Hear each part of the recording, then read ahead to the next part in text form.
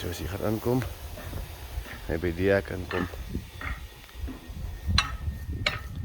En dit sal wees langs hy winkel. En gewys hoe start hom is die oukie, vir as ek dalk nie hier is nie. Al wat jy doen is, ek het die batterye klaar connect. Ek het die olie klaar gecheck, olie is mooi. Wat water het ek klaar gecheck. So jy kan net hier kom. Ignition aan. Start.